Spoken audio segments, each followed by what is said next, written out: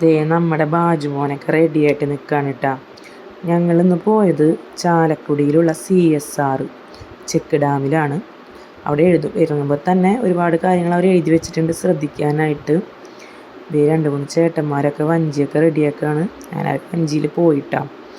അങ്ങനെ ഞങ്ങൾ ആ കാണുന്ന വഴി ക്രോസ് ചെയ്ത് അപ്പുറം പോയി നിലത്തേക്കിട്ട് ഇറങ്ങി. നല്ല അടിപൊളിയായിരുന്നു. നമുക്ക് നിൽക്കാനുള്ള വെള്ളമുള്ളൂ. അങ്ങനെ ഞങ്ങളവിടെ പിള്ളേരൊക്കെ ആയിട്ട് അടിച്ചു പൊളിച്ചു.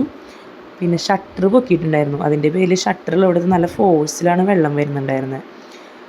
അതുപോലെ തന്നെ ചെറിയ ചെറിയ സ്നാക്സുള്ള കടകളുണ്ട്. നമുക്ക് ഡ്രസ്സ് മാറാനായിട്ടുള്ള സംവിധാനമുണ്ട്. ഒരാൾക്ക് 20 രൂപ വെച്ചിട്ട്.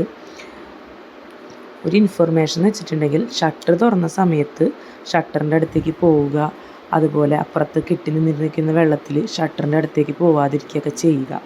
1-2 പേർക്ക് അപകടം സംഭവിച്ചതിൻ്റെ പേരിലാണ് ഈ പറയുന്നത്.